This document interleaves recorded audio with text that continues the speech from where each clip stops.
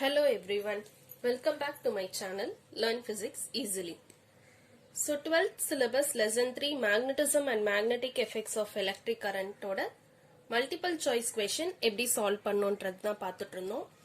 6 questions already complete பண்ணிட்டோம். இன்னைக்கு 7th questionல இருந்து ஸ்டார்ட் பண்ணலாம். Two identical coils each with n turns. So ரெண்டு identical coils number of turns n, radius r. So இது ரெண்டுத்துக்கும் நடுவுல இருக்க distance capital R. இதுல flow ஆகுற current I. What is the magnetic field? அதுதான் இங்க calculate பண்ண போறோம்.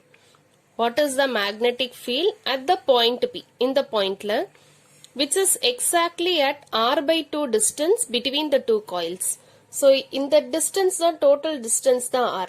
Exactா midpointல calculate பண்ணிருக்காங்க. அப்ப அதோட distance R divided by 2.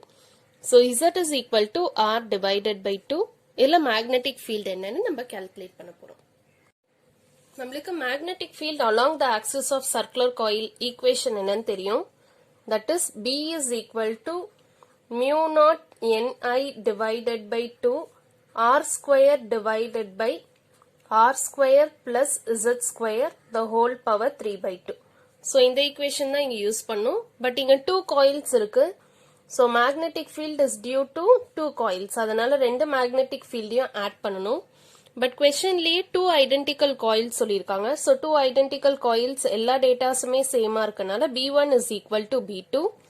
So இந்த equationல substitute பண்ணனா B1 plus B1 is equal to 2B1.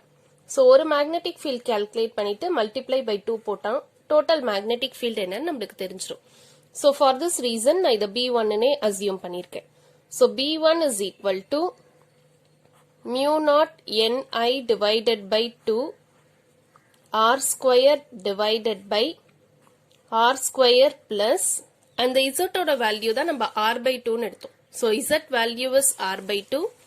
So Z இருக்க வேண்டிய இடத்துல R by 2 substitute பண்ணா Z square. So R by 2 means R square divided by 4 the whole power 3 by 2. So the proper rearrange பண்ணும். B1 is equal to mu naught Ni divided by 2 R square divided by cross multiply பண்ணா 4 into R square 4R square plus R square 5R square divided by 4 whole power 3 divided by 2.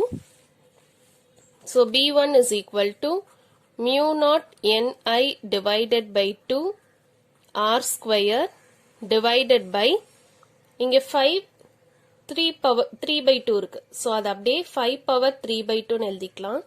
இங்க R square இந்த 2 cancel ஆயிடும். So R cube divided by 4 power 3 by 2. அது எப்படி எழுதலாம்? 4 power 3 by 2 is 4 2 square னு எழுதலாம். So 2 square into 3 by 2. 2 and 2 get cancel. So 2 cube value 8.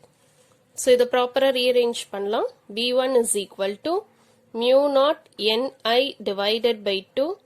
இந்த 8 மேல வந்துரும். So 8 R square divided by 5 power 3 by 2 into R cube. So இது ரெண்டும் cancel பண்ணிடலாம். 2 table 1 time, 2 table இங்க 4 times. So B1 is equal to இங்க number 4 இருக்கு. N mu naught I divided by 5 power 3 by 2 இங்க R square R cube remaining ஒரு R மட்டும்தான் பெண்டிங்கா இருக்கும். So this is the magnetic field value. But what is the total magnetic field? 2 times B1 போடணுமா? So B is equal to இது அப்படியே 2 ஆல multiply பண்ணிக்கோங்க. 2 into 4 N mu naught I divided by 5 power 3 by 2 into R. So 2 4s are 8. B is equal to 8N mu naught I divided by 5 power 3 by 2 R. So this is the final answer. So in the answer in the options la enga irukku? B option la dhaan irukku. So B option is your correct answer. Next question. A wire of length L carries a current I along y direction and magnetic field is given by. So magnetic field கொடுத்திருக்காங்க. The magnitude of Lorentz force என்னன்னு calculate பண்ணும். So Lorentz force calculate பண்ண formula F vector is equal to IL vector cross B vector. So which is equal to IL into length and current வந்து along y direction. So y direction means unit vector j cap cross magnetic field value இங்கே கொடுத்துட்டாங்க beta divided by root 3 into I cap plus j cap plus k cap. So இது வந்து vector productல இருக்கு. So cross product means vector product. So already 11th standardல properties of vector product அந்த questionலாம் நீங்க படிச்சிருப்பீங்க. அந்த properties தான் இங்க யூஸ் பண்ண போறோம். இந்த variables மட்டும் தனியா எடுத்துடலாம். beta IL divided by root 3.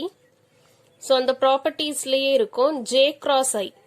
That is I cross j னா k னு யூஸ் பண்ணலாம். இதுவே j cross I இருந்துச்சுன்னா minus k. இங்க j cross I. So minus k cap. j cross j. சேமா பண்ணோம்னா 0. Plus j cross k. j k அப்புறமா என்ன வரும்? I தான வரும். Because இது cyclic order follow பண்ணும். I, j, k. Okay. So I யும் j வையும் நம்ம vector product பண்ணா k வரும். j வையும் k வையும் பண்ணா I வரும். k யும் I யும் பண்ணீங்கன்னா j வரும். So இந்த order அப்படியே நம்ம change பண்ணோம்னா negative symbolல வரும். Okay. So இதுக்கு நம்ம என்ன calculate பண்ணோம்னா question நல்லா read பண்ணி பார்த்தா தெரியும். The magnitude of the Lorentz force. So இதுக்கு magnitude தான் கண்டுபிடிக்கணும். Magnitude னா so இந்த beta IL divided by root 3 அப்படியே தான் இருக்கும். So magnitude னா root எடுத்துட்டு square பண்ணி add பண்ணுவோம். இதோட coefficients k cap. So minus 1 தான் இருக்கு. Minus 1 the whole square. இங்க I cap. அதோட coefficient 1. So 1 square. So modulus of F vector is equal to beta IL divided by root 3. Minus 1 the whole square 1. 1 square nalo 1. So 1 plus 1 is 2.